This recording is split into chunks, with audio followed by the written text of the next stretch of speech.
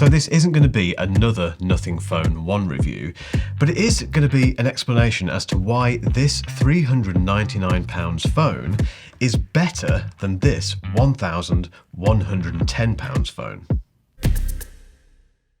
I know I am a little bit late to the party with the Nothing Phone 1. I didn't get a review unit, which I'm not complaining about at all, but that means that I did have to wait for the official release of this phone and go through Nothing's overly complicated way of ordering it, which that's for another video, but anyway. However, I have been using this now for just over a week and I am massively impressed. But rather than bore you with yet another review of this phone, which you've probably seen a million times already, I'm gonna just explain why this smartphone, this Nothing Phone 1 with its weird back and colours and lights and things, is reminding me of how terrible the Samsung Galaxy S22 Ultra is. I'm here to tell you today that this is not £700 better than the Nothing Phone 1, if you live in the UK.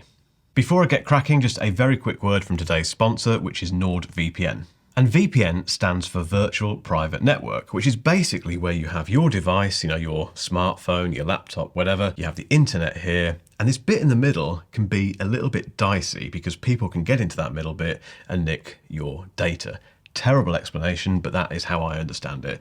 And NordVPN sits in that middle bit and stops those horrible people from grabbing your data. It can also be used when you're abroad, so if you're abroad and you want to connect to your home country to access home country content, like the BBC iPlayer, for example, NordVPN will allow you to do that no matter where you are in the world. And VPNs work very well on laptops, obviously, but you shouldn't forget to put them on your smartphone as well, which I always do with NordVPN. I completely trust NordVPN, which is very important with VPNs.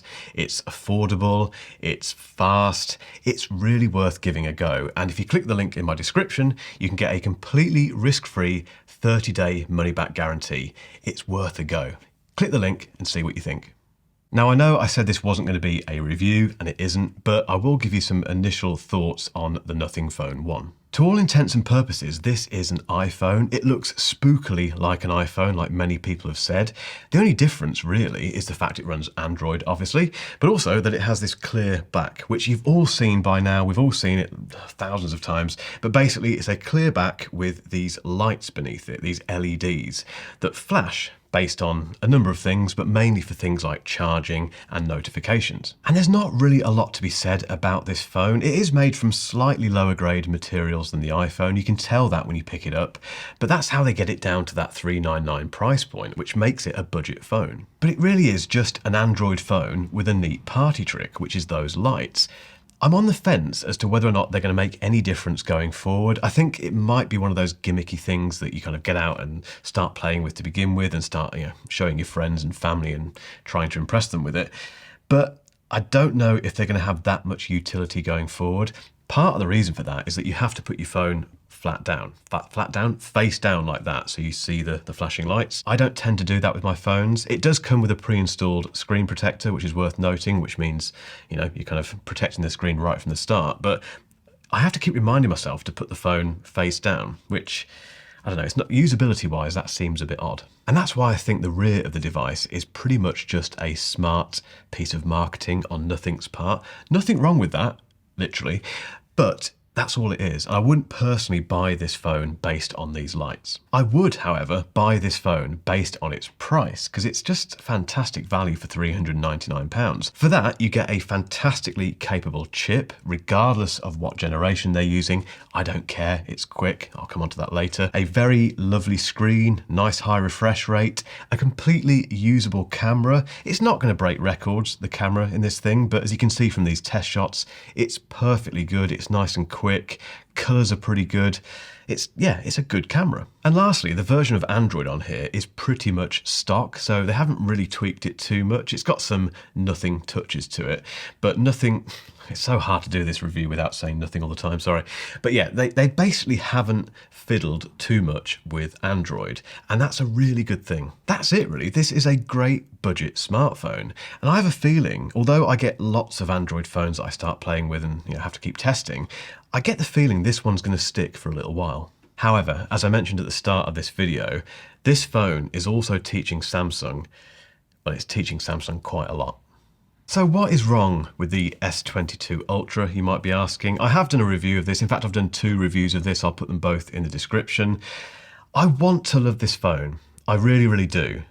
But the best way of describing my relationship with the S22 Ultra is that I never want to pick it up. And that might sound odd, but if I've got this phone, let's say next to the iPhone SE, as I did have quite a bit at the start of this year, I'll always go for the iPhone SE. This budget, big bezeled, old-fashioned looking iPhone SE. That will be the one that I pick up first.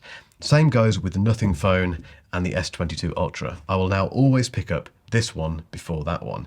And that is for one very simple reason. If you live in the UK and certain other regions in the world, you'll end up with a crippled version of the S22 Ultra. And this is because it uses Samsung's own Exynos chip, which is just utterly rubbish. And the result is this kind of sluggish, jittery, slow phone that's just no fun to use at all. Samsung has updated this phone quite a few times since I bought it, which kind of tells its own story.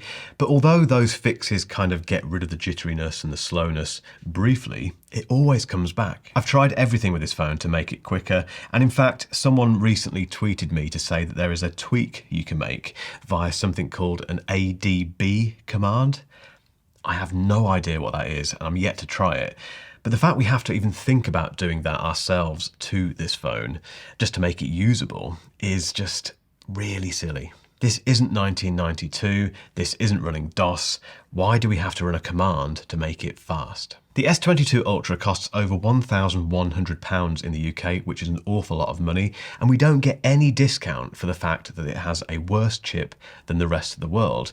And interestingly, it does sound like the Snapdragon version of this is much, much better. The Nothing Phone 1, by comparison, feels super smooth, responsive, and just like any other smartphone in 2022, it's a joy, an absolute joy to get your hands on.